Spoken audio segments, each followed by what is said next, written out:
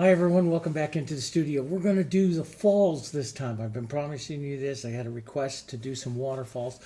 Boy, there's a lot of really beautiful waterfalls as I was, looking through them. Of course, this one that we're going to do, and it's right here, is this is Running Eagle Falls up in Glacier National Park.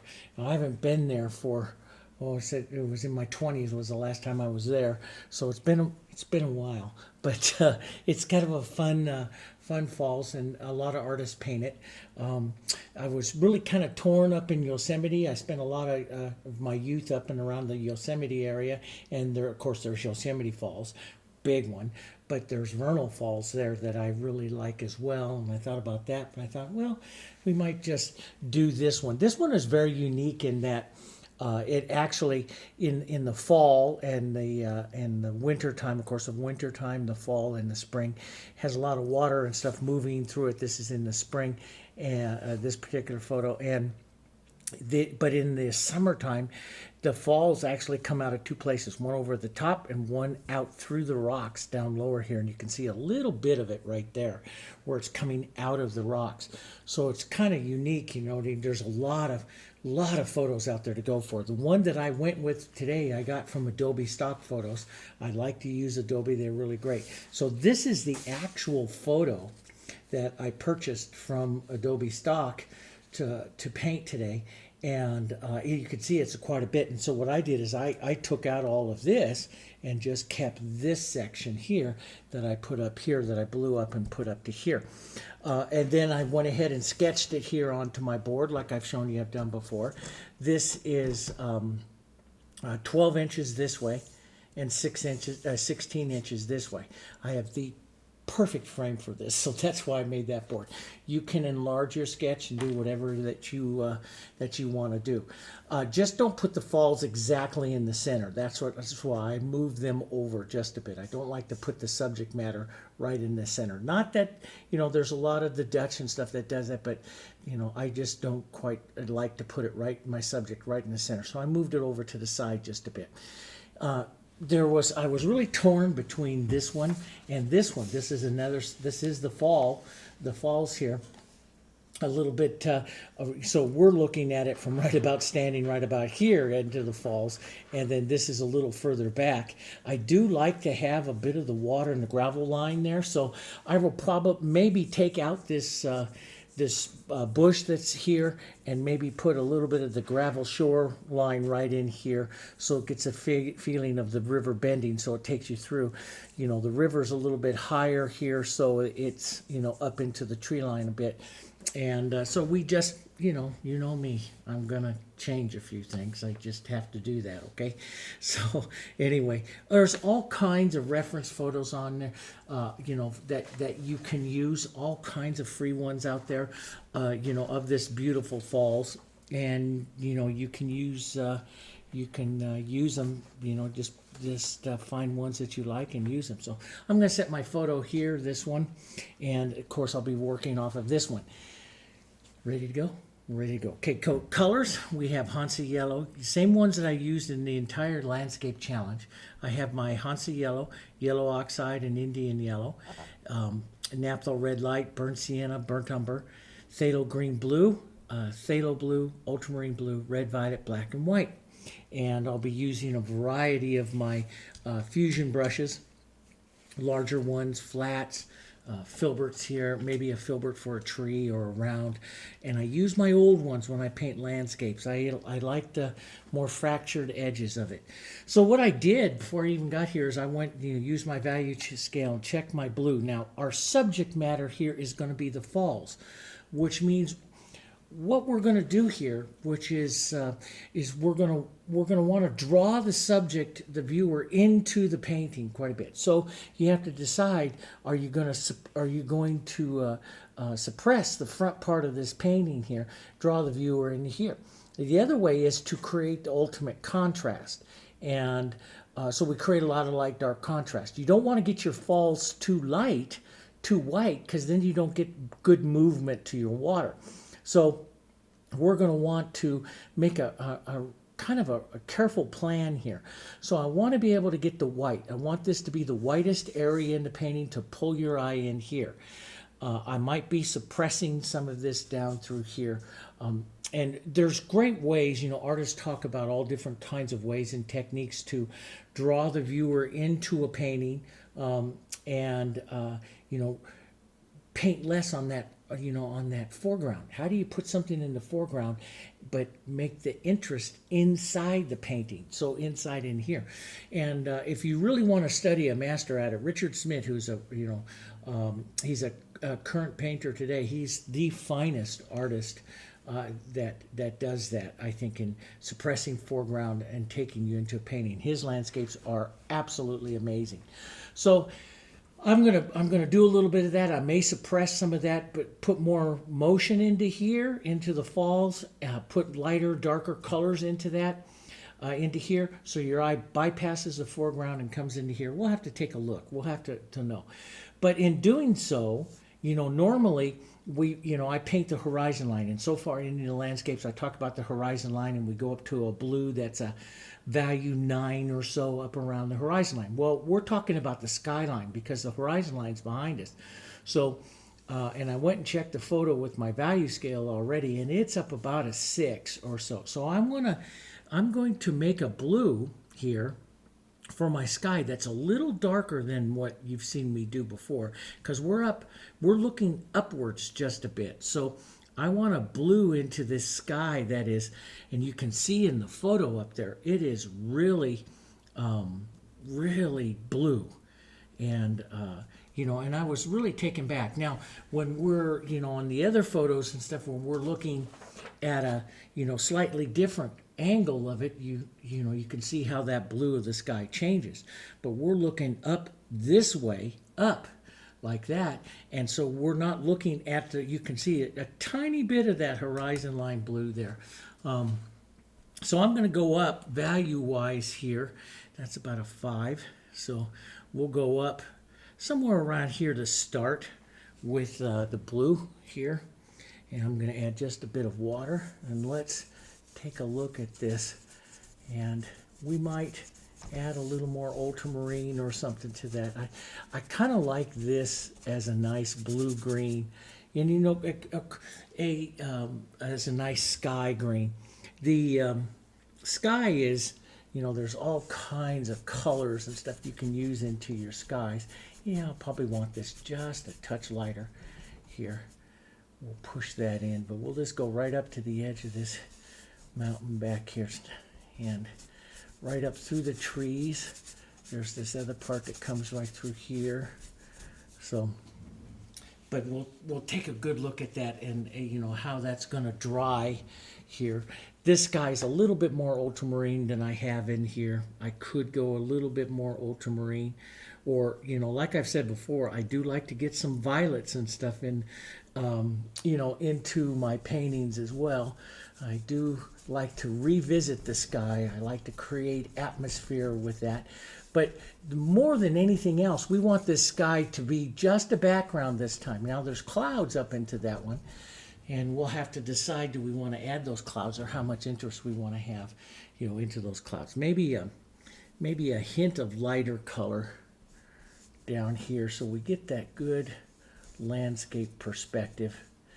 This is what you do as the artist to say that, because to make these statements. You can change it any way that you like here, and that's what all the masters say to do anyway. I like a little bit of that light, just that modeling to give that atmosphere. Okay, let's build on this. So if we want to set this back, this mountain that's over there is actually quite atmospheric with quite a bit of the blue in there. So let's take a bit of our burnt sienna and some of this blue. We'll make this real atmospheric. First we'll do this atmospheric kind of color to block it in a bit, this atmospheric gray. Then we'll put on some of the warms and stuff. I like to, we're going to fracture and break the edges here just a bit, so that we shove it back. We don't want to have perfect lines. We want to keep it very atmospheric here as we put that on. So I look through the undercolor here. So here's kind of this bluish kind of color you see here, and You can find most of this is just good vertical planes here. So we'll pull down. Now there's a tree I sketched on there. We'll say goodbye to that for right now. Let's just put a bit more, change the tone a bit here, block that in. What a lot of artists do, and I'm one that does it as well, is that we tend to squint down a bit and just look for the main tones that you see in there and try to capture those. You know, we don't look at the detail. We look at just the main tone of the area. So a lot of artists squint down and find those tones, put that in. Then we'll, you know, later on in the painting, like I've done with you on other ones, we'll find some details and stuff. But that's pretty good for right now. Let's lighten that up, change the tone just a bit, lighten that up, and we'll drop some into this one that's a little bit more forward right here. Right there, a little bit of this one. And we'll just come block some of that in right here. This is, if we, you know, all of this is not important if we do our job correctly and hold that viewer on the falls. That's our job. Over to the other side, we're going to have some light and dark of that, maybe even a little burnt umber. Burnt umber's beautiful color with the blues. As you get some of your darker, as we come forward, we can get those darker tones down in here as well. And sometimes I come in and set dark tones if I'm following pure. You see, when I used to paint a lot in oils, we would go in and set the darks first. But acrylics, I don't always do that because I don't have to. And we would paint the darks with real thin like this, and we'd thin it out with solvents and stuff. But acrylics, you don't have to. You can come in and paint a little bit heavier right away. You don't have to worry about the drying of the layers and stuff here. So every, you know, there are different techniques you can use on different ones. Let's put some of that dark right back here. That's gonna contrast our falls in there. So we're just gonna paint some movement. I'm just gonna look for color and paint some movement back there. Okay. Now there's a nice warmer color coming up here. So let's just take some light. Let's warm that up with a bit of yellow, some of that burnt sienna in there. Model all of this up. Sometimes I do all of this right with my knife right away as well. I'm just going to use the brush because we're a little bit smaller. But boy, scraper would work, wouldn't it? We'll put in some nice verticals, some horizontals here. I didn't go all the way to the base there. We're just looking for some nice movement of some color through here. Let's take just a touch of that warmer right through. I'm a big advocate of doing some of that. That just helps you, it just keeps, see, it just helps you harmonize through the planes that you're painting here. Now let's get up warmer, more siennas, a little bit of that umber, a little bit of that blue, a little bit of that yellow. Let's get up warmer yet, and let's find these colors that are right in there. So I'm just a touch yellow, probably just a touch more burnt sienna in there, and we'll probably have that yellow in there later on anyway. Let's block in. Now some of this moves this way here. Let's just block here. Let's add some of that shadowy color, burnt umber and blue there too. Any of your tones, really. Don't get wrapped up too much into your tones. Here, like, you know, because any of it's going to work in here. We're going to put them all into these rocks anyway here towards the end. Let's get it a little bit more gray, so more blue. You can see up here it's a little more blue and a little more gray. Just give them variety to it here. Let's block that in just a bit, some nice angled ones. Now, here comes the first thing that just freaked me out the very first time I painted falls.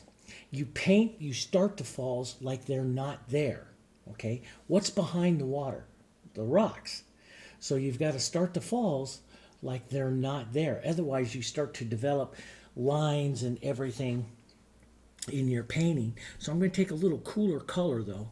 A little grayer, a little bit of that umber and stuff. but a little cooler color here. And I'm going to kind of, and I'm just going to, just so I can still see the size of the falls, I'm just going to push some of that in here. Paint behind what is behind the water here first, and do some pulling down motions to the rocks that way, because the water is going to give it that motion, okay?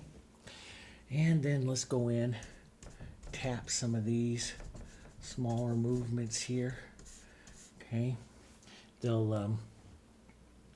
We'll get some of that light up here by the top still, right up here where we're going to have those trees and stuff. We'll paint more rocks. Depending on how much time you have, you'll do more. You know, you'll do a lot more. And, you know, if you're working plein air, you got to go, you got to go, you got to go. Because, you know, we've only got a couple hours to capture the light before it moves. So we've got to move here. So we're capturing some of the feeling of it. Let's get just a little bit lighter, a little bit warmer here. Let's capture some of that feeling, that movement there.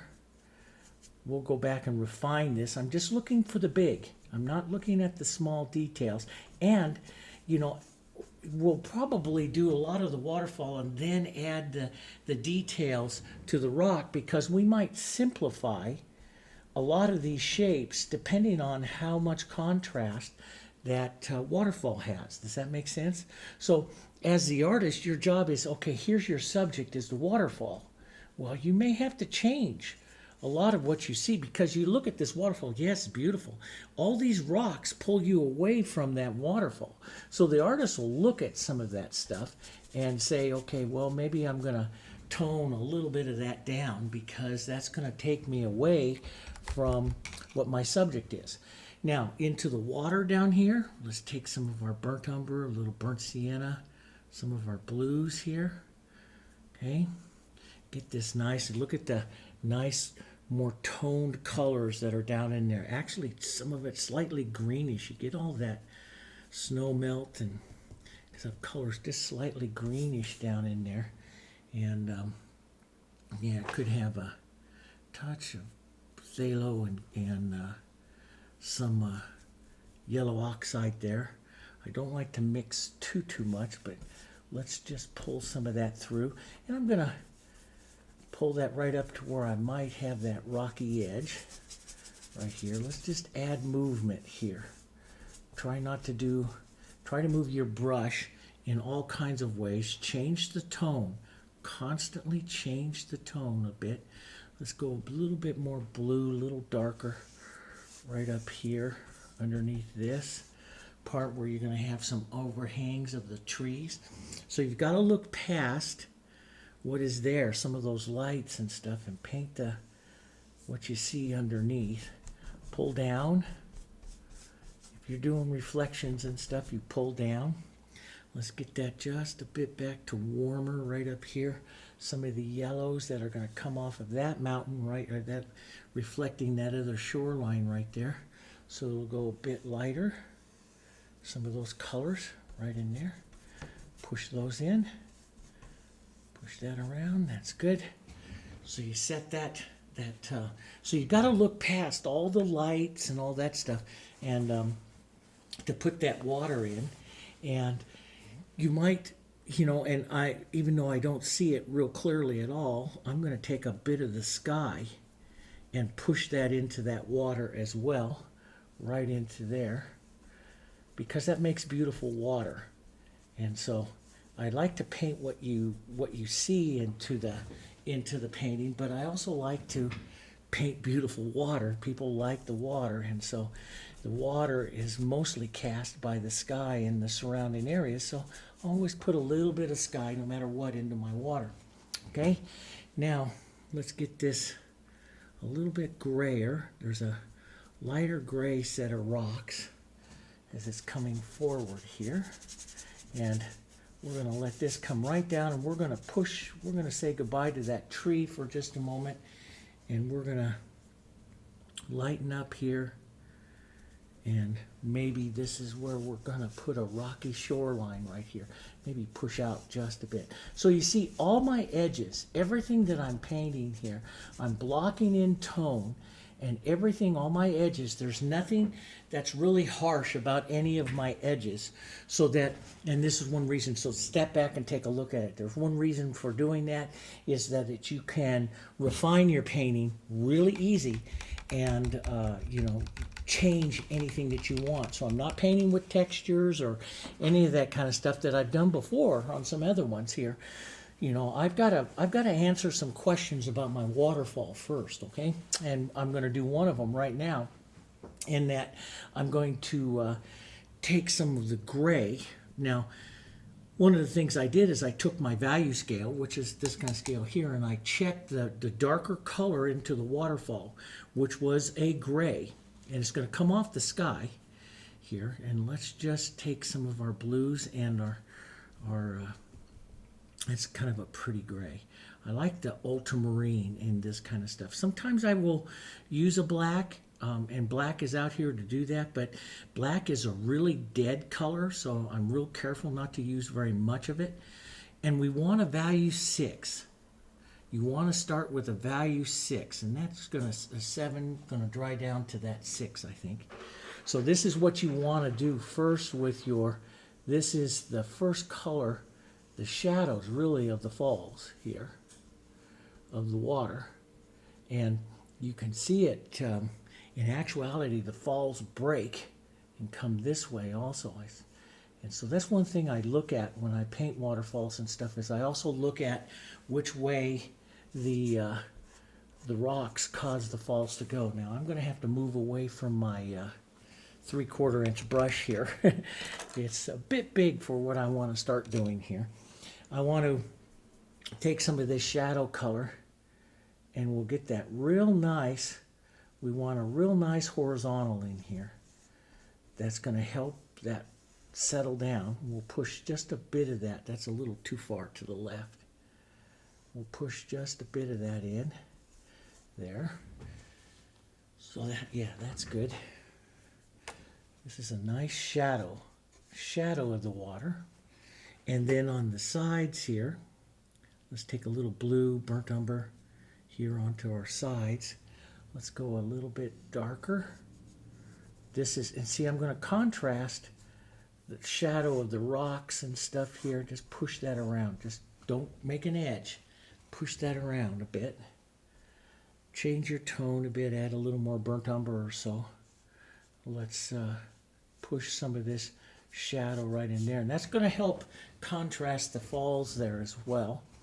Now let's step out with some of that color and put in maybe a bit more burnt sienna and brown here. Put in a few more shadows that we see right around in these supporting areas of the, look where you see them. And we know we're going to just push, this way you step back on your brush and you push, hold it flat, and work that around. Try not to get edges. The fusion brush will just fracture up, and that's what I want it to do. See how it fractures up? So I kind of feel for, is it a vertical or is it a horizontal? Is it sitting at a slight angle or something there? As I just start to catch the feeling of that rock surface, that one definitely angles that way a bit. There's a vertical right in there, and kind of pull those together right in there, okay? And you can definitely see how, you know, painting something like this, you could really get a lot of details and stuff into it if you wanted to, and if you had the time. But, you know, our job here, you know, like I said at the very beginning of these challenges, is to imagine that we're out there, you know, imagine we're at the falls up in Glacier National Park and we're painting plein air, because then you could go back, after you learn how to do this stuff, you can go back, anybody can go back into the studio and just add details to it. So, you know, detail is just time, but you're looking, the big part of it is to capture the color and the movement and the feeling of the paint, you know, here as quickly as you can. And that's what I'm trying to do here. You have, generally in plein air, like I've said in all the videos, you have a couple hours to capture the look and feel of the painting. And then you go back to the studio, and paint it from there. There's one, and I studied it a couple years ago. There was a beautiful painter, Thomas Cook, turn of the century painter, and he painted a lot of Yosemite out in California. And as he became older and stuff, he relocated from New York out to California and Yosemite. But he would always go out and he painted vernal falls, which I really like, in Yosemite. And he would make trips out there, make quick little paintings like this, just quick little things. Go back to his studio in New York, and for 5-6 years he would do nothing but paint the studio paintings from his studies, just like Bierstadt did and other great painters. Bierstadt did the same thing. Thomas Cook did that a lot, and then so he worked in his studio a lot. So here you can see we're starting to capture some of that.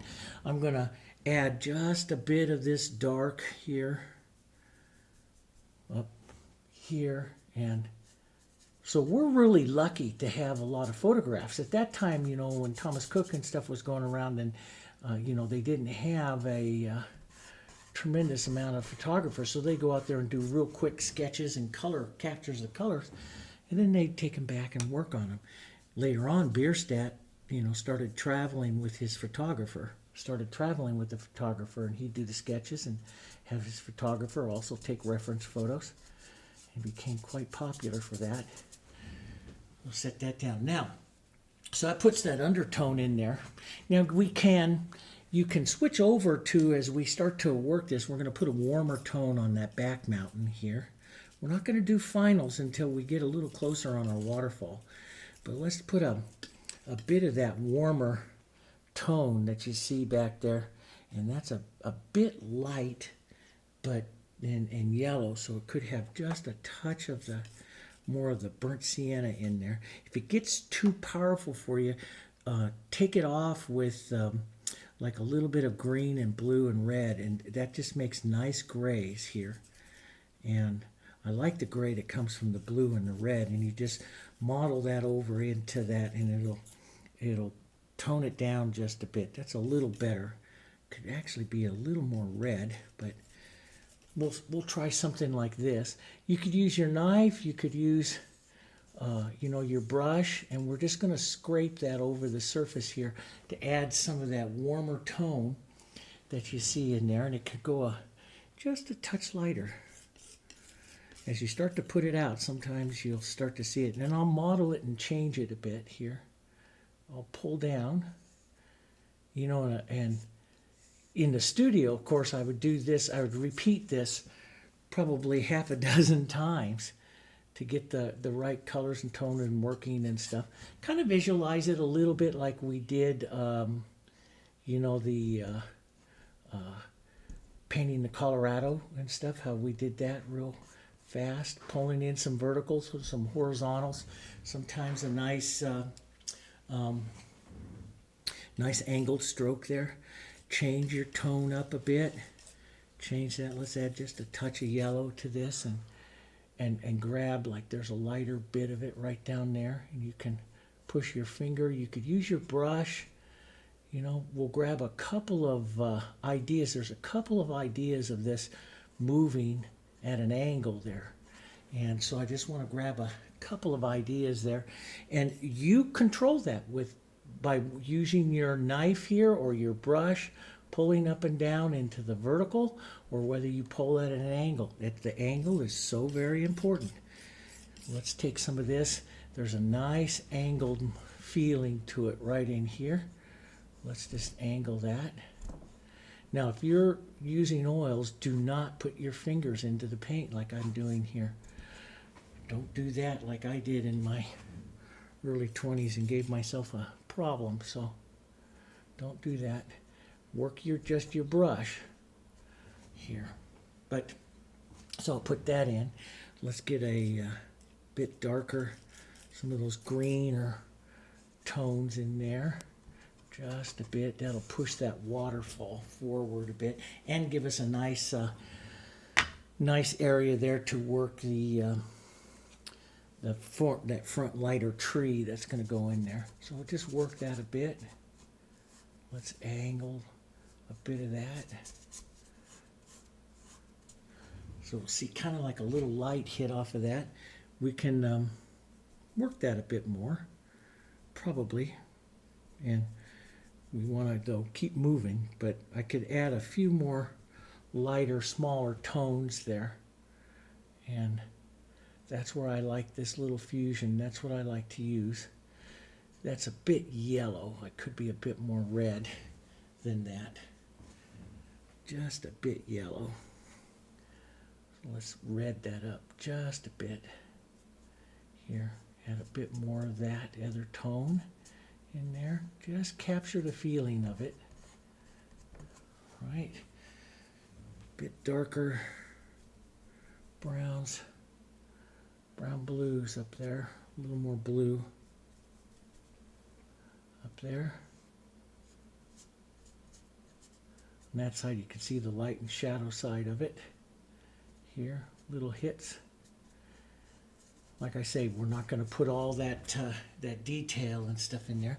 But the one thing I do want to add is some of that snow. So we'll let that tack up, dry up just a bit here so we can get some snow on there.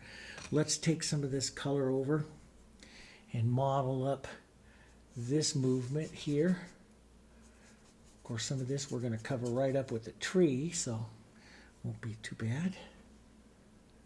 Let's just grab that edge. Always work those softer edges there. Let's grab a little more light. Model all this up. Get that burnt siennas, the blues, the grays. Model all of that up. Grab some of that light. Now this is my number 8 long handled fusion flat. You can use an 8 or a 10.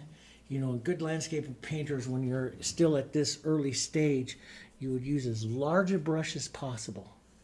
Don't get wrapped up looking at details and start using a small brush. You want to get as large a brush as possible in here as you're grabbing some of this. And take some of that color, that kind of gray. It's actually a little bit more blue, purpley color. So let's put a little violet in there. Can't forget to paint those violets into these. They're just lovely colors. So let's get just a bit more of that blue violet into that. Here, that's a better color. A little closer. But, like I said, in the studio, you'll add that and a lot of other ones. Let's go just that nice violet. Let's add some of that through here. Through there, a couple of verticals down with that. See how that violet plays against that, those sienna colors there too. That's really nice. There, drops those in. A few other, you know, you can pick out major structures and do paint those. Like, you know, there's some major structures and some shadows and stuff like that in there. You can pick those out, and I would do that, and I probably will do that. However, I want to paint the waterfall first. Does that make sense?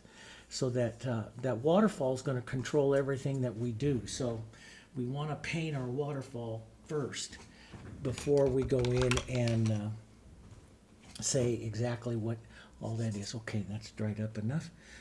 Let's use that violet and some of this blue with our white. Take it down. It's not white. We don't want white because that's going to compete against the falls. So but we can go to about a value 8 or so. That's pretty close. And we'll start to just drag some of this here this way onto this mountain. I used a chisel and the flat there to just drag some of that. Take some of your brown and blue and a little bit of violet here, nice dark, a little more blue, nice dark, and model that with some gray and take some of it out. Take some of those lines out. Could go to a smaller brush here too, but you know, I like to follow what, the landscape painters and what they always felt was paint the areas with as large a brush as possible. As large a brush as you can work into an area to capture it, because that gives you it makes it, doesn't make it stiff, let's put it that way. If you work and work and work something, it can get stiff after a time. And so working it big brush, simplifying your strokes down, just like Sargent always said in his landscapes and stuff, and simplify it down as much as you can. Grabbing those things is the very best way. We can model that, lighten it just a bit, put a stroke or so like right in here that's just a bit lighter. But again, we don't want to get too wrapped up because we've got a long ways to go. Just a little bit of this movement, some horizontal movements there. I mean, some angled movements, not quite horizontal. And nice little verticals here that is finding the little crevices and stuff of the hill of this little mountain, and we can come back afterwards with some of those reddish tones, lighter reddish tones, and add a bit of that back in between to get some more of that movement in there. And so it's up to you, you've got to simplify. It's just how much you're going to simplify. But you have to simplify for the overall look of the painting here. We have to simplify some of our mountain and our structure and stuff there. A little bit of violets into that. Always change the tones. A little bit more violet up at the top of the mountain. The little edge that you see up there is just a little bit more violet. And so, here we go. So that's grabbing that one pretty close. I don't know if I would, if I was working plein air, that would be about enough that I would capture that. Then I go in and add more of the little rocky faces and all of that kind of stuff, later on. Wouldn't be doing it like right now. Nice little light, almost to a vertical right there. Let's grab that. Let's just model some of this gray and just model this up just a bit. Most of this is going to disappear behind that tree. And if you don't do a good job on your mountains, just add more trees. That's all you got to do. Mountains are kind of fun to paint though. Okay, let's just take some of these violets and these things here and just block in. This is all going to disappear behind trees and stuff, so let's just block that in. Let's get some of this light, nice light mountain stuff here, and let's take a look at that. That could be a touch, so I'm looking right in this area here. I'm very close. It could be a touch warmer, a touch more orange kind of color right in there. You're going to want to do this several times because there's several tones in there.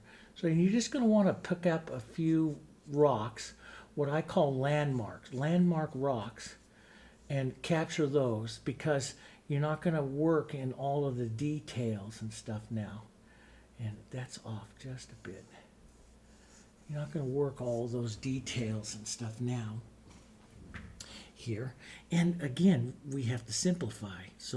And we're not sure yet just how we're going to simplify. Going to head back over some burnt umber blue, a little bit of violet into that here. Nice, a little bit more of a shadow. Boy, that is that color right there. I'm going to bounce that around a bit here, right down in there. Kind of tap and bounce it around a bit. So, boy, that's a nice color. Violet, blue, red, violet, blue, and burnt sienna. Excuse me, red, violet, blue, and yeah, a little bit of the burnt sienna and white to lighten it up just a touch. Let's put some of that in here. But it's that violet. Sometimes you forget, and I forget to add that. I never forget to add that to flowers, but in landscape, sometimes I forget to add that violet in there. Violet is such a big part of the color spectrum. Let's get the blues, a little bit of violet here, even a little phthalo. Change the phthalo up a bit. Some of our burnt sienna. Boy, such a pretty color. Let's get some of that. A little bit lighter, a little bit more blue. Nice violets in there. That'll all disappear back behind that tree, but that'll just get some of the color in there. Just get the color in there. Let's gray that up a bit more. Change it up a bit more. Look at that beautiful violet. And you can see that violet in these forward rocks here. So this is where you would, okay, there's, you know, you just might simplify these planes right here because you're coming forward as well. So you just might, you know, you might not do all of the, you know, the intricate little cracks and crevices that you see there. You just might not do those because that's going to take away from your falls, you know. So let's put a touch of lighter color because that's got a feeling of the light right there. Touch of the light. Don't take out all your shadow we put in earlier there. But I start to look for smaller areas now, you know, smaller little bits of light. That's what my eye is tracking to. And I'm still being very loose, though, with that. Just loose, impressionistic. I'm an impressionist landscape painter. I'm not a realist. And, you know, when you're out plein air, you're impressionism because you're doing stuff fast. You're not doing stuff detailed. Not at all. Let's get some of this. Warm it just a bit. A little bit of burnt sienna, a little bit of yellow. Warm that just a bit. Let's go grab some of these impressionist hits of light in through here. Boy, you can see that violet right down there. Do you see that? After your eye starts focusing in on certain colors, like after you put that violet in, then you start seeing where violet is all over the painting. So you start to see some of that. Whoa, is that ever so wrong? I must have hit white on that edge. We'll use the paper towel and act like that was the perfect color there. Here we go. Just push that in. Yeah, you just afforded yourself an opportunity to make an improvement to your painting. Let's just add a little bit of that violet and stuff into the blues back there. That just makes a real pretty part of the painting there as well. And change that up a bit. We'll get some. Now let's go back to that warm. Warm always with your, this is your warmer side right in here. These are your cooler sides right in here. And you want to work those on your palette. It's one reason why I set my palette up like this. I have my warms and my cools. So you can see here, I'm going warms and cools as I'm working the colors, right? That helps keep you oriented in your painting. It's really easy in a painting with a lot of tones to get lost. You know, so we want to keep it as oriented as we can. Let's put a bit of that tone down in there. Just little touches of it and stuff. We'll go back and reset some of the darks and that'll help us. You know, I do a lot of shaping of rocks and stuff with the dark. So we're heading cooler here, so I'm going to go up here. But I do a lot of shaping and stuff of the rocks with more of the darks because I let the darks paint out the lights because the darks paint out lights easier. And that's different than a lot of landscape painters, you know. And but I'm an acrylic landscape painter. I use completely different types of techniques. And as what I did when I painted in oils. But I love my acrylics. And we'll push some of that dark in there. Just drag some of that. That's good. And there's a little bit of a dark face that's right there, a little bit more vertical. That vertical is going to help us with our falls too. So I'm going to grab some of the feeling of it. I'm just grabbing the feeling that I see because that's a real busy area, and I don't want to render it perfect because it's right next to the falls and it'll compete against the falls. So now I'm rinsing out my brush really well. And I'm going to come up and put one value up a little bit lighter on the falls. Now I love that violet, so let's go into some violets. Now we were at a value 6, so I'm going to take a violet, maybe a bit of blue, a bit of this to gray it, and I'm going to go up to a 7 or an 8 here and put more motion into the falls. So we'll look, yeah, that's right about almost an 8. We'll go up a, now this might look a bit light. I'm going to thin this with just a touch of water. You could also use extender, but I want this to dry. Again, I want this to dry. Now this, when I'm talking about the motion now, we're going to find the movement of the falls. So there is a big one right here. One of the main one is right there. And so we're going to, and that will work pretty well. Maybe just a touch darker. We'll find that down. Now, see, it's going to feel a little light here, but it'll dry a touch darker. Just put in the motion of the falls, a little bit of the splash on down here. Okay, and this violet will be good because slightly different color here, and this goes over this rock right here. Boom, right there. Down this side, you'll see a bit of it coming right down here, streaking right down in there. A little bit of it, this is where it's coming out of this other rock right there. So I'll put a mark there, just like that, a travel mark there, a motion. We'll add a bit of that right in there. Okay, so I was putting in some violet. Let's blue it up a bit here. Add some ultramarine blue and blue that up just a bit.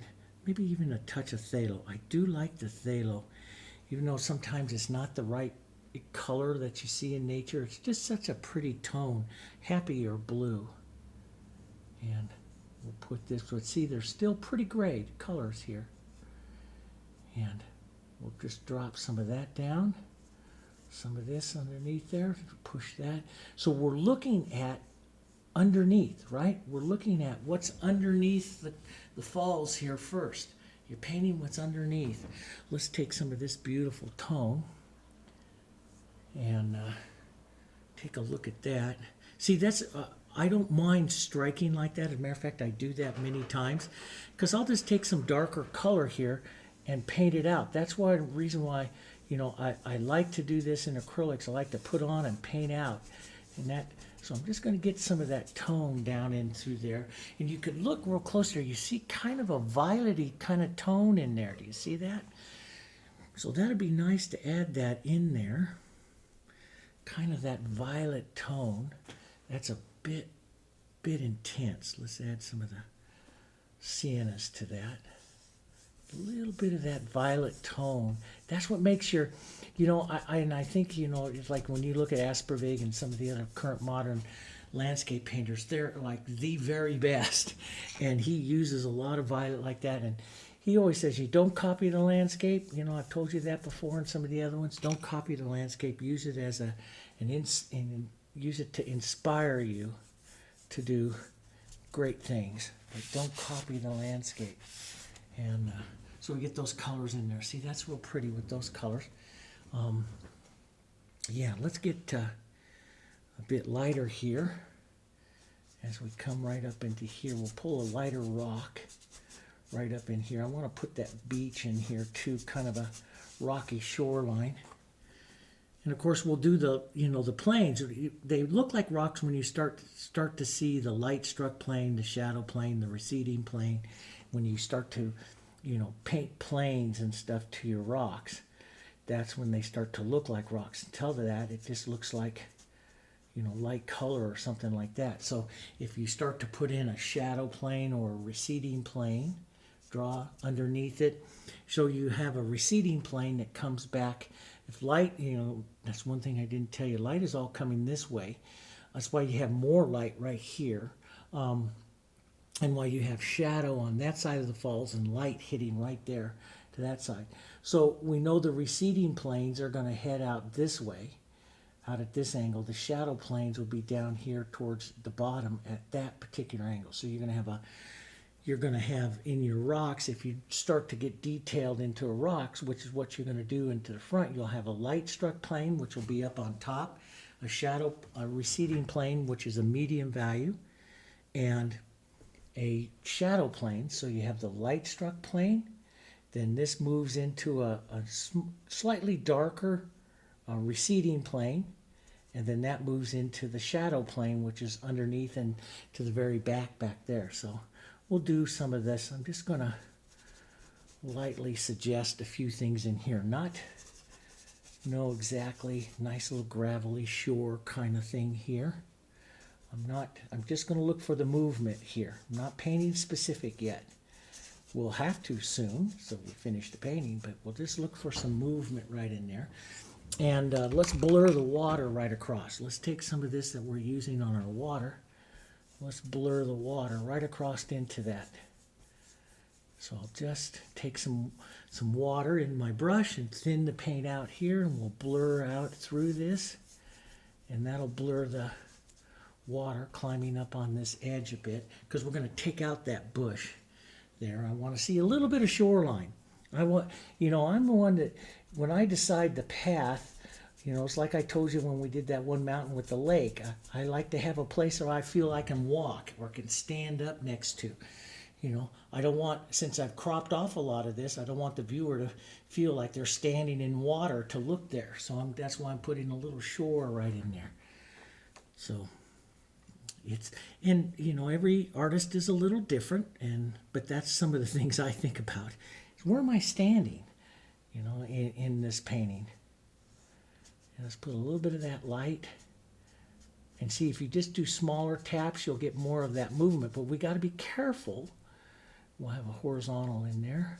We've got to be a little bit careful that we don't push so much on there that we're going to compete with the falls as we get the falls. So pretty soon we have to work some more on that falls and get it where we want it, so we can work a bit more. Let's put the light gray, warm this up. Yellows, burnt siennas, some white. Let's lighten and warm it a bit.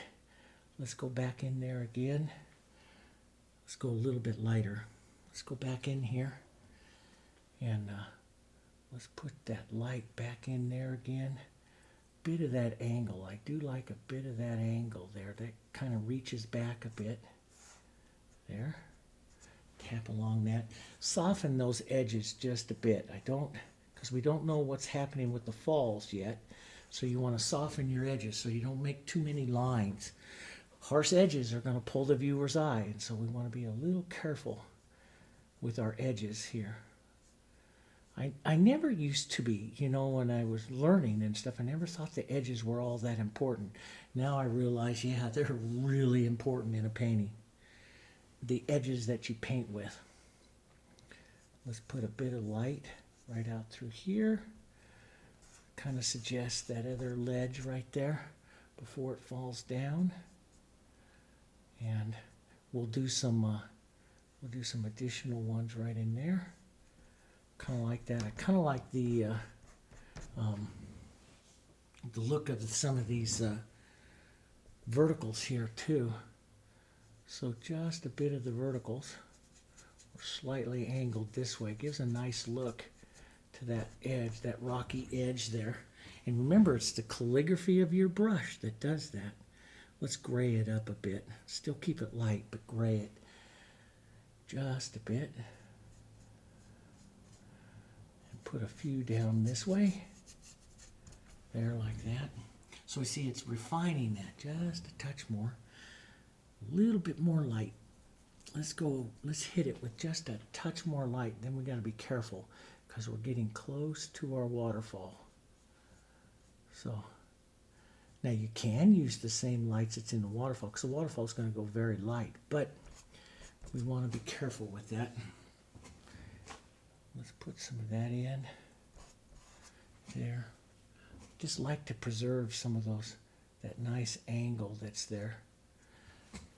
And this time what I'm doing is I'm using the chisel of the brush, so I'm smaller. Same kind of mark, a little different color, and smaller using the chisel. Drawing a little bit more. But see, I'm going to simplify some of those things, especially, there's a lot going on there. And so I'm going to simplify it for now. Just put in some color marks and some things like that. Simplify that so that it doesn't compete against what's going on with the falls. Okay, let's. So I'm still using my number 8 here, and I'm gonna go into the falls here a bit. I'm gonna pull out some extender, and right here, so we can see that there. I'm going to use some extender. Now I use the extender not really to keep it wet. I'm not going to blend the falls. I'm going to cause it to go slippery. So I'm going to use some of this gray, slightly on the cooler side there. We'll warm it. We'll warm it in the light struck area. So I'm going to go over here where it's cooler and a little bit of violets. We're going to put the cools on, then the warms on after it sets up just a bit. So we'll go lighter yet. Okay. Use restraint. Don't be so large with it. Now I'm adding this extender so that the paint slides a bit. I like how extender makes it slide, but I'm not going to blend. So I'm going to pull down this way where that lightest is here.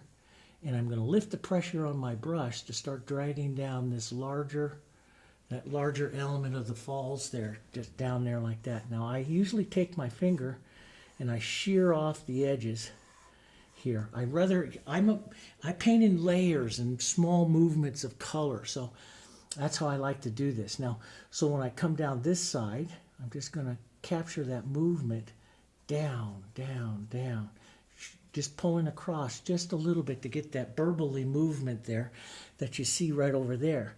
And I'll shear it just a bit off like that. Just a bit more. Let's thin that out. Maybe up here towards this violet. Just a bit. Thin it out in your brush. Let's just capture a little bit of movement in between there.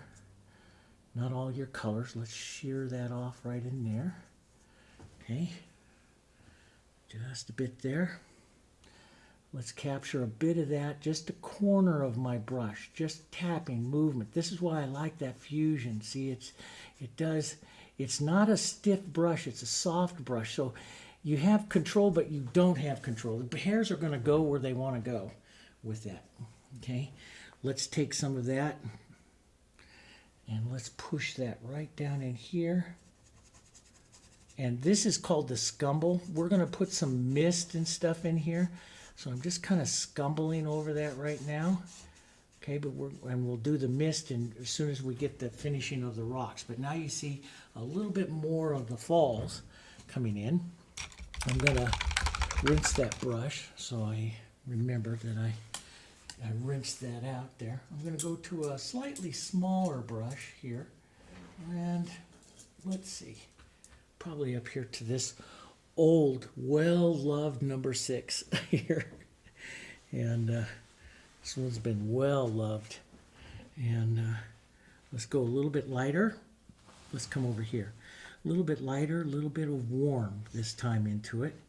I don't want to go to pure white. I'm going to put a little of this gray in there too, because I want to do this slow. Okay, a little bit of extender into it so the color slides for me. And I'm going to look here how my falls are going to come down. And I'm going to lift the pressure and let it just kind of drag out there. Just drag down here. Burble it up a bit. Now, just like we did with the running water and the river and stuff, if you make a mistake, it's easy to correct. We just paint it back out. We'll let it dry up a bit and paint it back out. Okay? So we're going to just kind of look at that falls here. Kind of look at where that water, how that water is directing and falling down. And then here it starts to burble on the edges. So I just kind of use the corner of the brush. Burble that up a bit. We put the fall in and then the burbling. There is a bit of it pulling out from underneath this rock here. That's what makes this fall so pretty. Is the water actually comes from different ways there. So that falls that way. Okay. We have that nice burble down here. So we'll burble that again. Down. Grab that right down at the bottom. This needs to be a little bit bigger and warmer now down through this area here. So instead of making a lot of falls, the water, it has a lot of power when it first comes down, and then it hits the air and it just fractures and shatters as it starts to go down. It's still falling down, but it fractures a bit, losing some of the power of it falling down.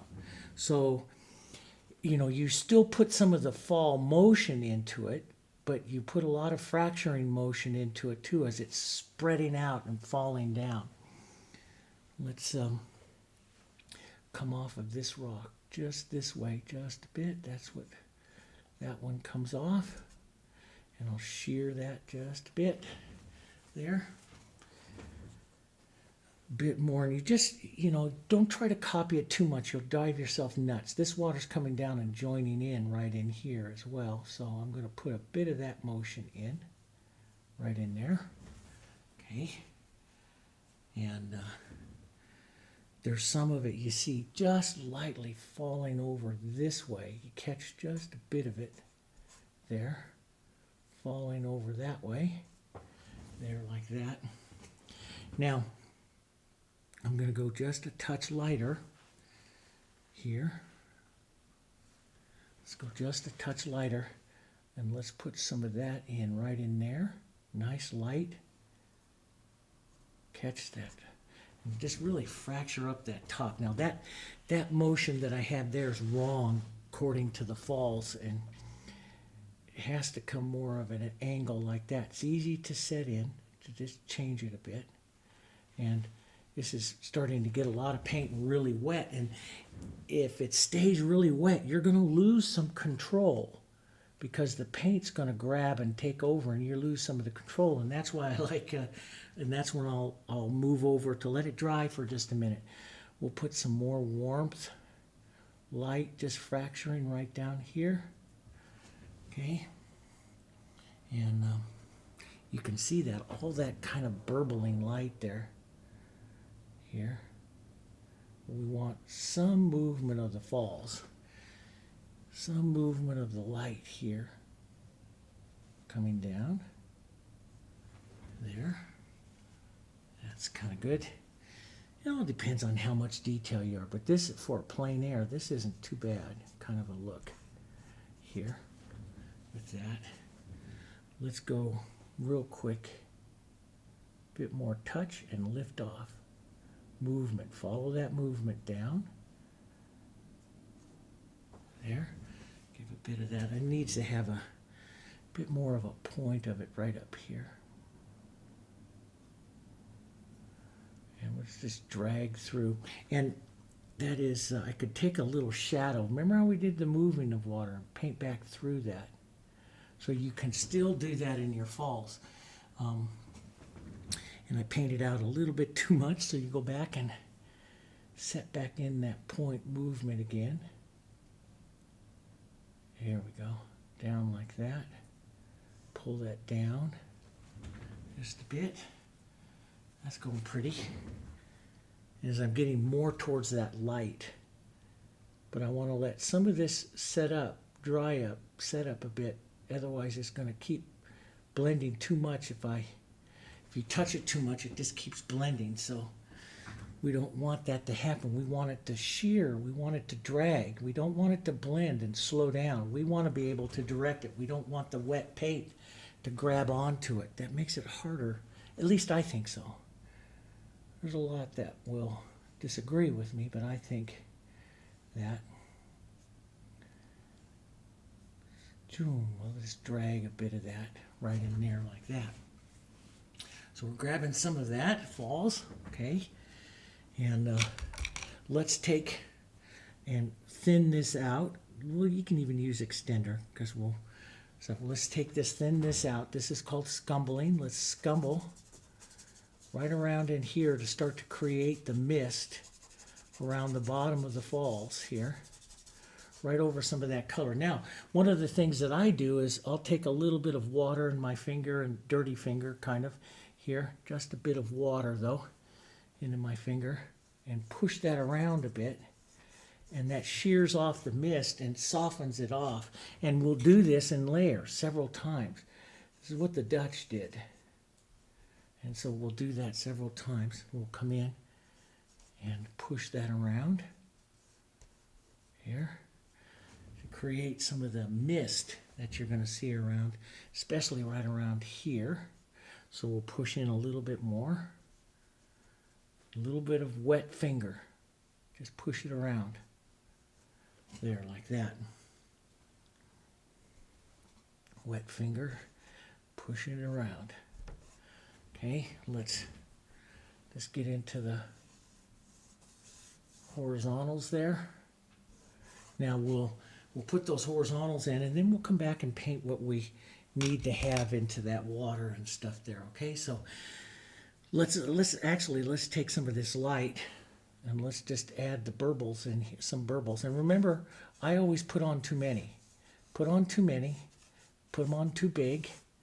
Put them kind of outrageous a little bit. And then we paint them out.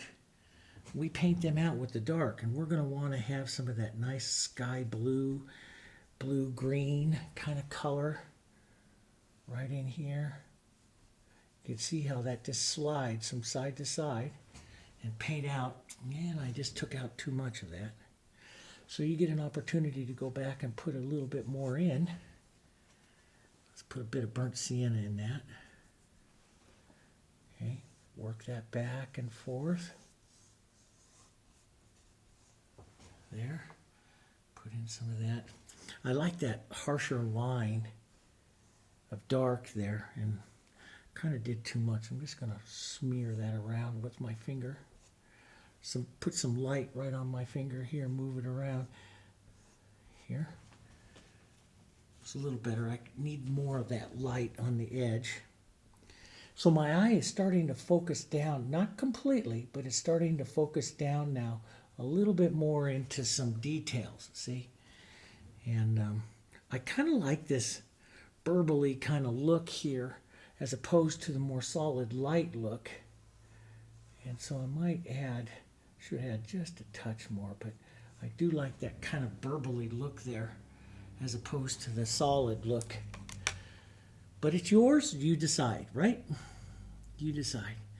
My job is to just give you ideas. Let's put a bit of that brown in there. Take some of that out.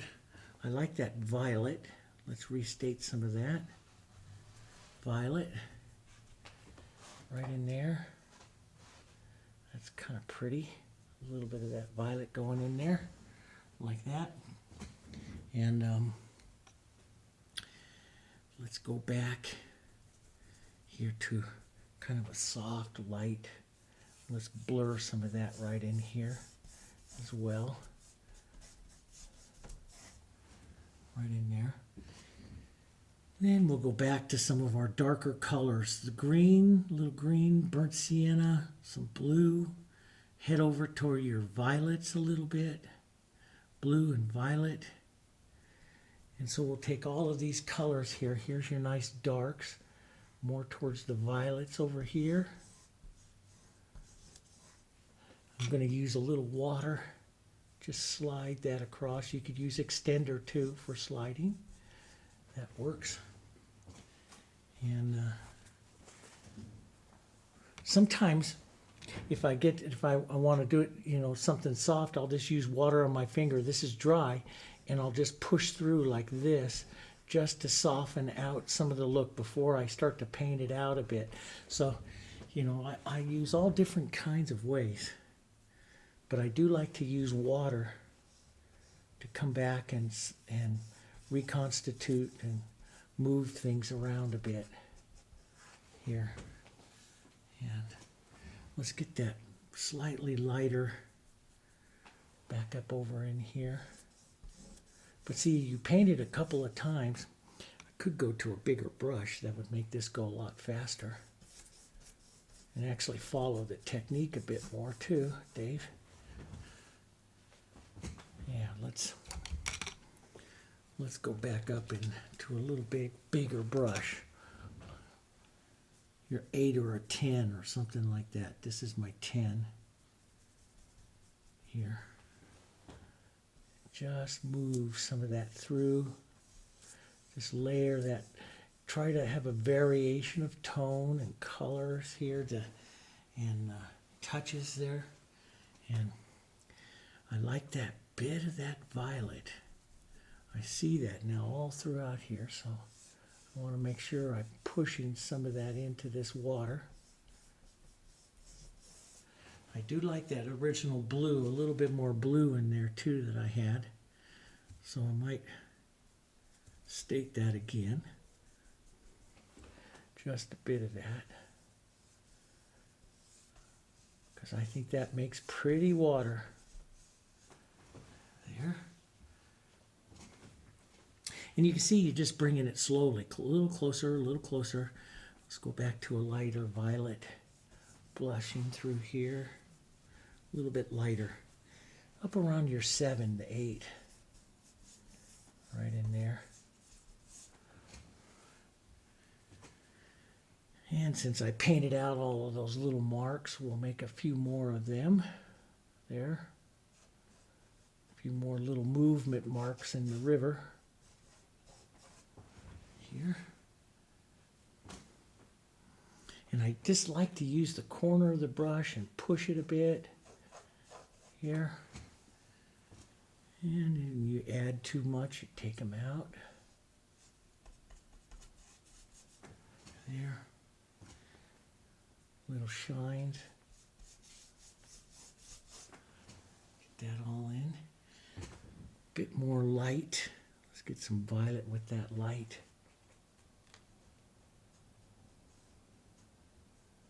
Let that light dark move right in there.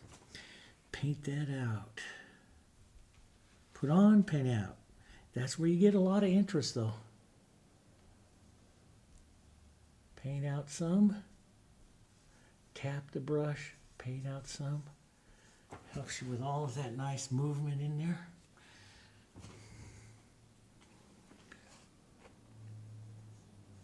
Just use the corner or the front edge of a brush. And that's where you get a lot more casual look. If some of you think your paintings are really stiff, try to do a lot of it as much as you can with like the front corner of a larger brush. And that causes you to be a little bit more casual. And the brush will kind of take over a little bit. So, and every once in a while, I forgot to keep saying that. Step back and take a look. And that's not looking too bad. That blue even looks pretty good in there. I'd like to probably put some of that blue into the falls. Even though we don't see too much of it in there, I'd like to put maybe a bit of that blue into the falls and stuff. But before we go too much further, let's go in. Let me go back to my smaller little brush here. And let's take some burnt umber, a little bit of green, a little bit of burnt sienna. I do like the black and Hansa when making pine trees as well. We're going to make some pine tree colors, all of these kinds of colors right in here to do that. And let's kind of draw one right up through here like that. That's a bit big. We'll just fracture it off a bit there. And we'll make it actually a little bigger than what they say. Just push and roll and touch the edge of this old fusion here. I like those for making sometimes I use those bristles, and I put out the bristles to do that. But sometimes, you know, if I've done a lot of the painting with like a fusion, my hand is really attuned to the fusion, so I'll just stay with it and use that fusion shape. Let's put a few of these out like this, some different heights here, push side to side. Now, a lot of painters just will block in. You know, we don't get too much into individual trees because that stiffens up your design, your idea of your design. So let's get a little green, a little violet, a little black, a little darker, maybe even a bit of burnt sienna, but a nice dark. There's shadows, lights coming from the left, so we'll mainly envision some of these shadows and stuff from the right here. And through. Shadows on the right just a bit more. Down through there like that. And you can even lighten up, add more yellow, lighten some of this up, and add a few touches of the lighter color, like onto one side. But you know, you would, if you're plein air, you're just making a color note, and you know, you get back to the studio, you work it a little bit more. You just capture the feeling of the area, and then you get out of there. You know, get out of there. Let's take this up. Some ideas of these trees right back here. Just make some color notes and some movement notes of them. We don't need a lot back in there, just an idea. Let's get a bit of our darks happening back through there. Remember, we put this area real dark just to kind of capture that anyway, so we don't need that much more. Let's stay out of the waterfall, Dave. Okay, so that just kind of sets that. A few more of these burnt sienna kind of ones up here, blocking this out. And I'll just push the edge here. Just enough to push some of this up and say, yeah, what's going on there? Just break and fracture the edge, and you know, like I said, if you don't like your mountains, put more trees in there. But I could put a little bit more work on there.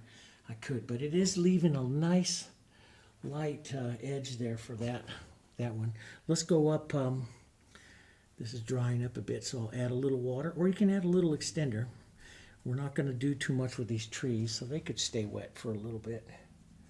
Let's just add a few lines here. This will just got that a little high on that mountain, but that'll just help separate and bring this other part of the painting forward here just a bit more. And yeah, let's just kind of capture. We'll just capture the feeling of this tree over here. Just some greens and stuff. We won't get too complicated in it. Just some of these greens. Like this is the edge right here of that. And let's go lighter. Yellow, a little bit of white.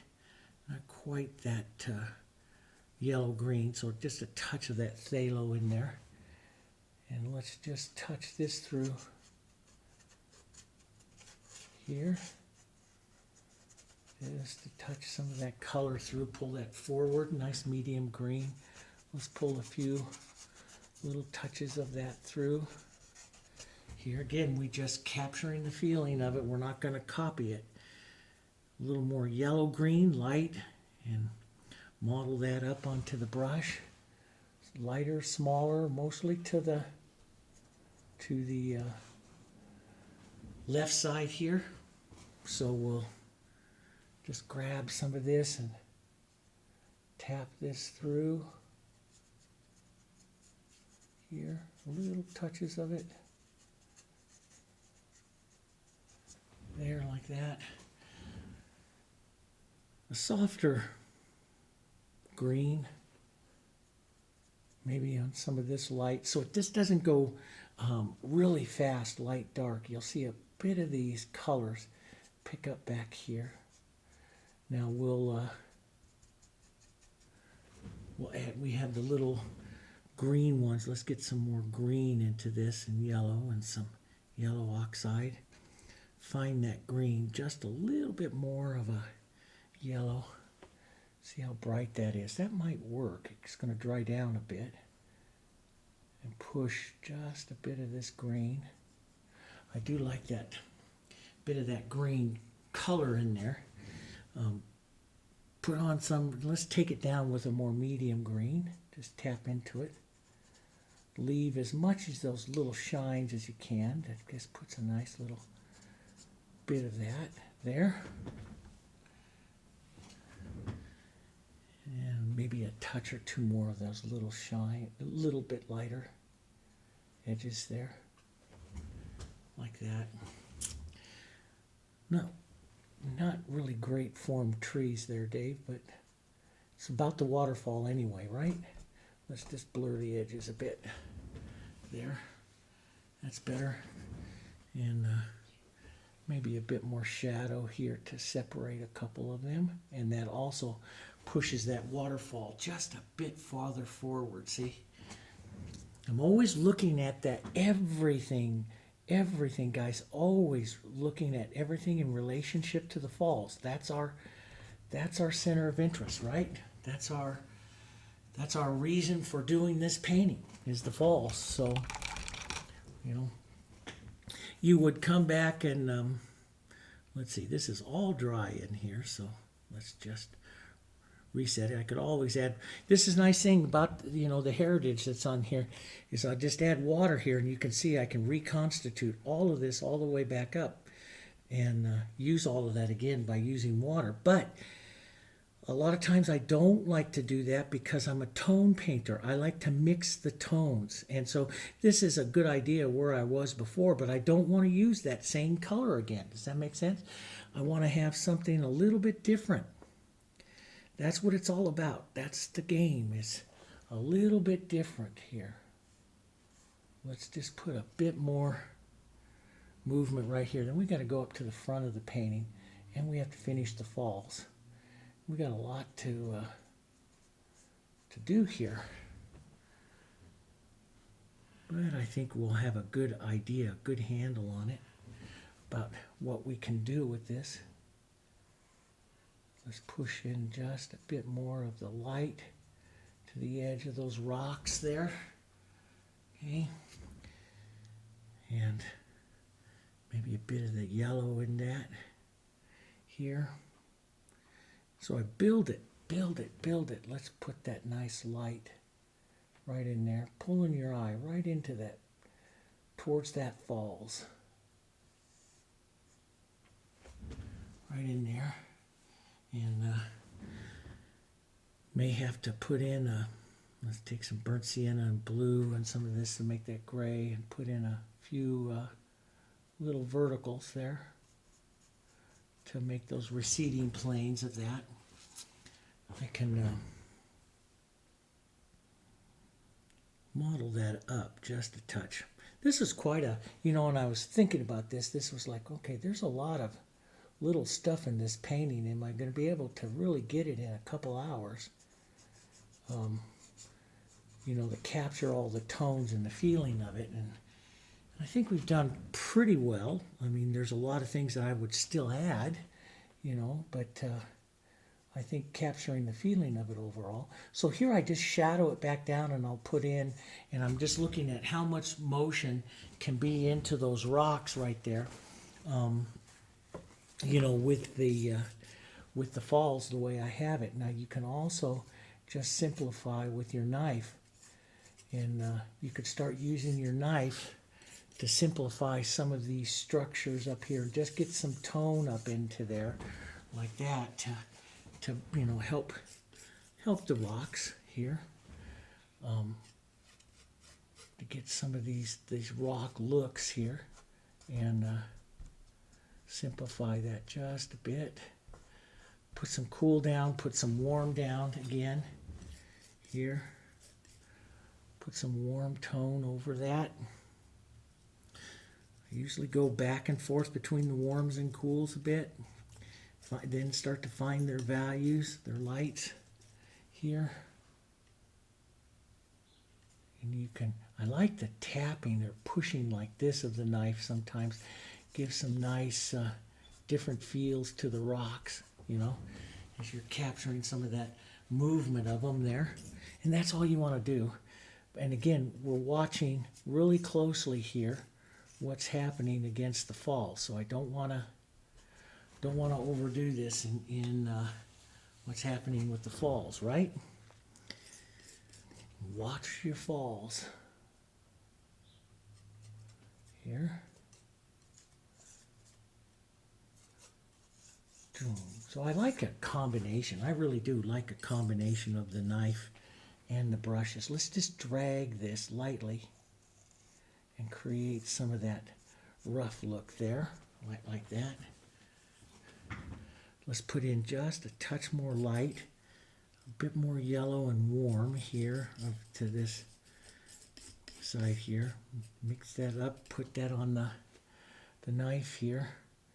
And let's just drag a bit more of that right in here to break up that. Now then you can, you know, after doing that, then you could use your brush really to set some of the shadow motions, paint out, set some of the shadow motions. But see, this kind of breaks up sometimes the feel of it, you know, of the rock. It gives a little bit more rocky look to it. Let's take some burnt umber and blue, burnt sienna, maybe a bit of the violet into that. That's kind of pretty. Thin that out in the brush just a bit, and see, then you just come through, tap through, and you can put some of the motion this way, some of the motion up and down. Remember how we did on the painting the boy, don't you love it when your brain just goes poof, turns off. When we painted the Colorado, remember? We painted the Colorado, did that, and you know, add some nice horizontals, verticals, tap through to create some of that nice motion, you know, through the rock. Capture a few of the what I call the landmarks, the landmark feelings of it. Deeper shadow, vertical shadow right in here, right there. There's a bit of a nice kind of outward plane right there we can kind of suggest. That gets you a little closer to what the paint and what the photo is like here. And builds that up. Let's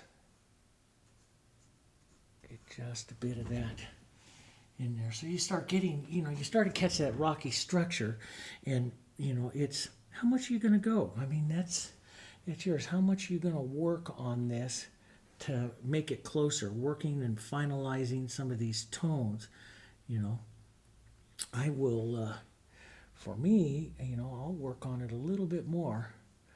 I'm going to add just probably a little bit more of this, and you'll see it in the final photo, because I think the painting itself is coming out really nice, so I probably want to add just a little bit more light and stuff in there, and that all it is just coming back and doing it again. Okay, so I don't want to take up your video time to show you all of that, but you don't need all of that. There's all different kinds of ways to set that mist, and when you really can't set the final mist till you're really done in there. But what you do is you just take some of those grays and some of those really pretty violets, and you just scumble over a bit more.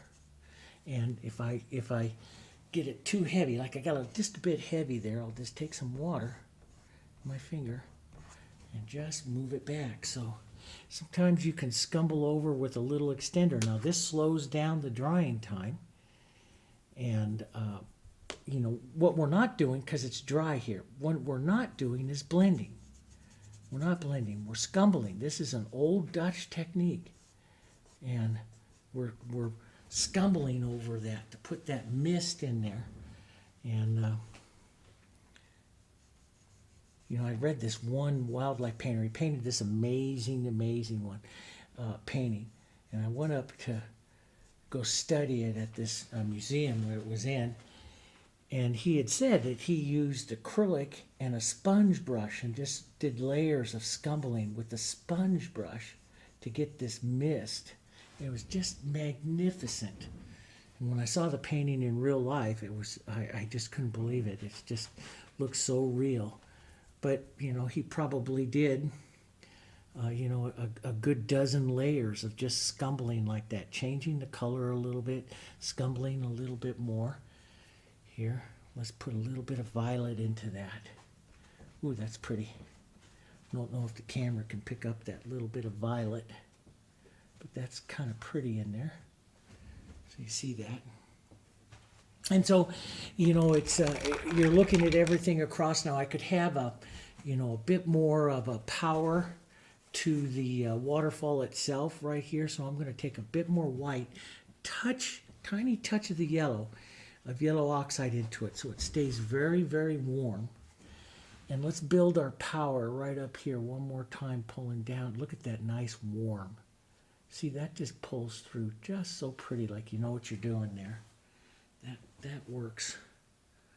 Let's put that angle in coming around that rock.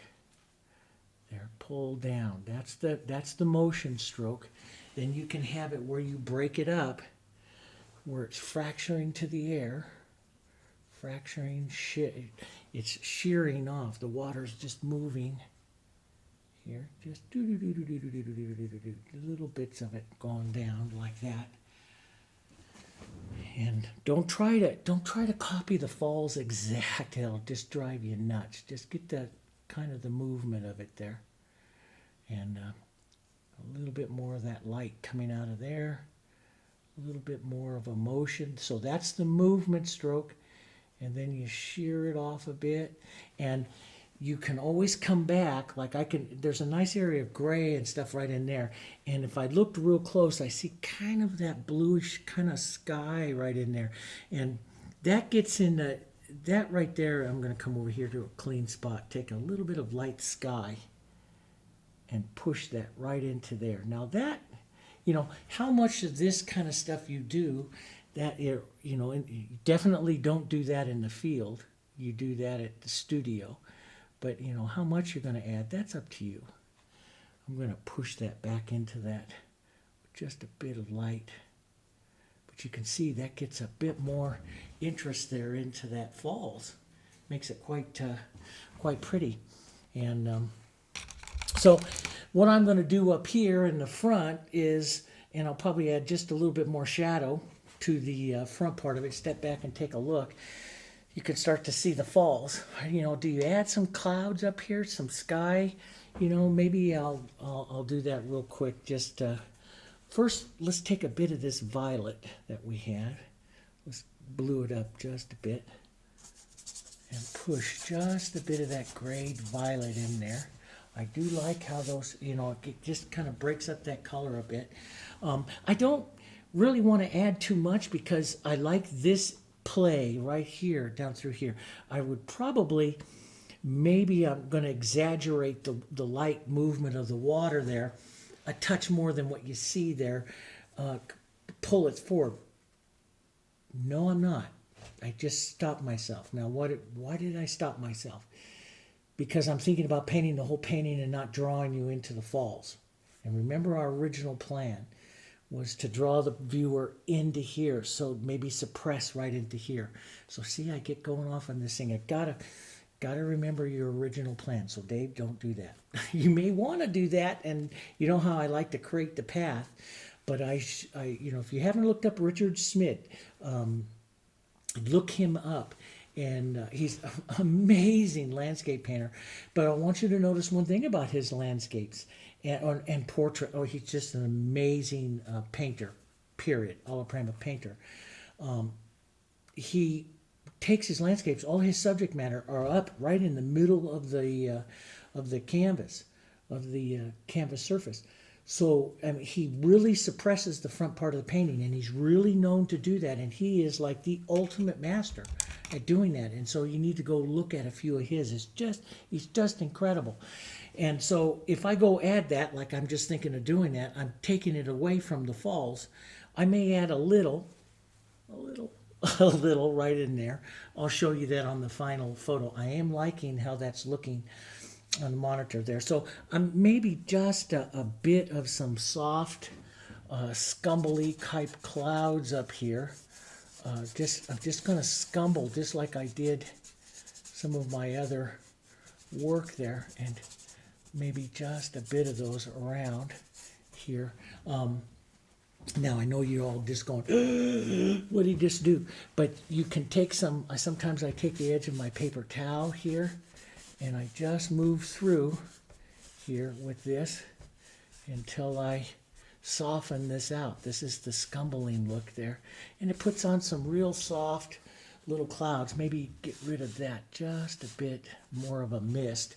So you can do it more of a mist and stuff, or leave some of it and build it up as much as you like. I can repeat that a couple of times. It's quite busy over there. And that, I think that my feeling is that busyness of the clouds take away from here. My eye, this softer right here, focuses your eye in a little bit more right in there. Now, I can really focus your eye in, and then we got to go because we're past our hour and a half now. It's time to start packing up the car, heading back to the studio. But we want to, if we put in a a cooler little green, dark, right in there. That increases the bits of your contrast right around the front part of your falls in there. So a little darker than what is showing in the photo, but that's okay. Now I can take back and take a little bit of that out here, push some of these other colors in, take a bit of that out, softening it out there like that. That's not too bad. I do want to take a smaller brush and reset that blue movement to the falls. Slightly blue-gray here. Back up over this edge. I do like that darker little shadow there coming back down this way. It's like there's a rock there and the water's breaking on either side. There's a bit of the fracturing right up in there.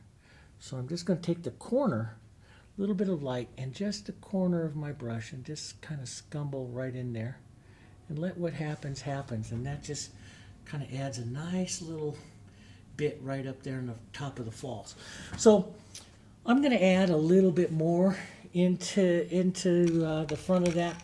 I'll put at the very beginning of the video here, I'll put a nice photo of it. Those of you that you can always go back over to JansonArtOnline.com. Go look to the landscape challenges. There'll be a final photo there that you can download and print off. If you want to look to see what my final answer was to this particular photo here, okay?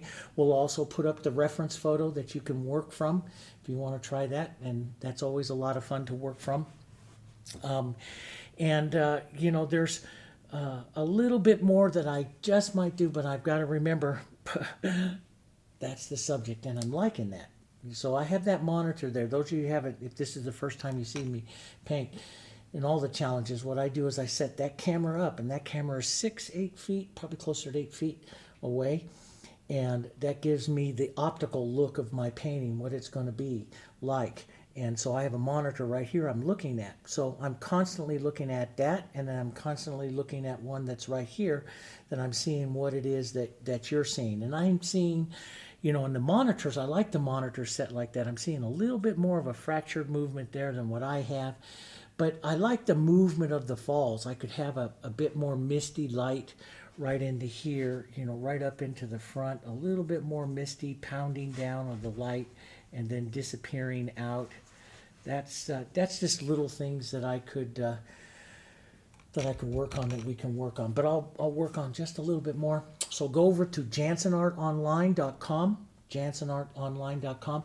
Always, guys, always, for everything that I do, go up into the video description. There's links to everything. In the video description, we put links to everything that we do. And you can always go over and look at the Amazon store, what we have in there, and you'll always see the palettes that I use, the brushes that I use, the paints.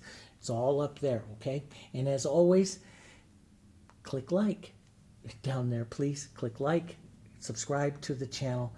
If you want to see more of this stuff, comment. Give some comments, some stuff that you'd like to see. So I'm painting the waterfall this time off of a lady that commented and asked me for a waterfall. Boy, I could put a little more shadow right in there. I think I'll do that too. So you always see a little bit, okay? So look at the final photo, do that stuff. Thanks for joining me. I had a great time. Hopefully you've learned a few things, a little different way to do a few things, and simplify some structures. And go look to the final and see what my answer is, okay? And I'll see you guys on the next one. We'll find out. We'll listen to a couple of requests of what you want to see next, and next week we'll be back here and we'll paint another one, okay? All right. I'll see you guys later. Take care.